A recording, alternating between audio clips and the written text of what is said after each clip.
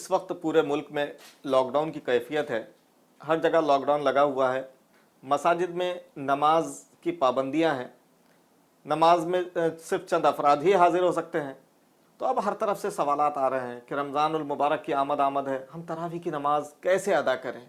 لہٰذا تراویح کی نماز کا مختصر اور آسان طریقہ آپ کے سامنے پیش کیا جا رہا ہے کہ نماز عشاء پڑھ لیجئے، یعنی نماز عشاء کا جب وقت ہو تو 4 رکعت سنت پڑھ لیجئے، 4 رکعت سنت کے بعد 4 رکعت فرض ادا کر لیجئے، 2 رکعت سنت پڑھ لیجئے، 2 رکعت نفل ادا کر لیجئے، اس کے بعد 20 رکعت تراویح آپ کو ادا کرنی ہے۔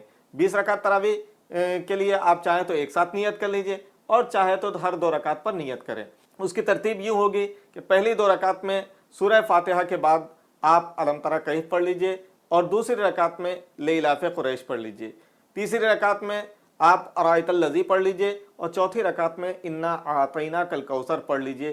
یہ 4 رکعت جب آپ کی مکمل ہو جائے تو تسبیح تراویح پڑھ لیجئے۔ تسبیح تراویح یہ ہے سبحان ذی الملک والملکوت، سبحان ذی العزت والعظمت والہیبت والقدرت والکبریاء والجبروت، سبحان الملک الحی الذی لا ینام ولا یموت، سبوح قدوس ربنا ورب الملائکۃ والروح۔ اس کے بعد مختصر سی دعا کر لیجئے۔ 4 رکعت آپ کی مکمل ہو گئی۔ 5ویں رکعت میں اب آپ قل یا ایھا الکافرون پڑھ لیجئے سورہ فاتحہ کے بعد، اور 6ٹھی رکعت میں اذا جاء پڑھ لیجئے۔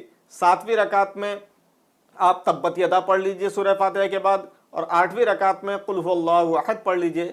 9ویں رکعت میں آپ قل اعوذ برب الفلق پڑھ لیجئے اور 10ویں رکعت میں قل اعوذ برب الناس پڑھ لیجئے۔ یہ 10 رکعتیں مکمل ہو گئی۔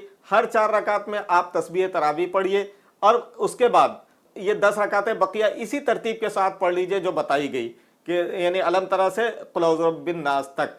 اب یہ آپ کی 20 رکعتیں مکمل ہو جائے گی۔ ہر 4 رکعت پہ آپ تسبیح تراویح بھی پڑھ لیجئے اور مختصر سی دعا بھی کر لیجئے۔ اس کے علاوہ ایک چیز یہ یاد رکھیں کہ اگر آپ کو یہ 10 صورتیں یاد نہ ہوں تو اب آپ کیا کریں گے؟ تو آپ کو جو قرآن شریف میں سے یاد ہے یا جو مختصر سا قل اللہ احد، قل اعوذ برب الفلق، انا اعطیناک، جو بھی آپ کو یاد ہے آپ وہ بھی تراویح میں پڑھ سکتے ہیں۔ ایسا ضروری نہیں ہے کہ یہی پڑھنا ہوگا، لہٰذا آپ کی تراویح ادا ہو جائے گی۔ اس میں بس یہ آسانی ہے کہ اس میں ترتیب آپ کی قائم رہے گی اور آپ کم سے کم تر بھولیں گے۔ دوسرا مسئلہ یہ یاد رکھیے کہ تراویح میں دیکھ کر قرآن نہیں پڑھ سکتے، یعنی سامنے قرآن پاک رکھ دیا اور پھر اس کے بعد اللہ اکبر کہہ کے آپ نے سورہ فاتحہ کے بعد دیکھ کر قرآن شریف پڑھنا شروع کر دیا تو یہ درست نہیں ہے، لہٰذا اس کا بھی خاص خیال رکھیے۔ اللہ تعالی ہم تمام کو رمضان کی برکتوں سے نوازے، آمین بجاہ النبی الامین صلی اللہ علیہ وسلم۔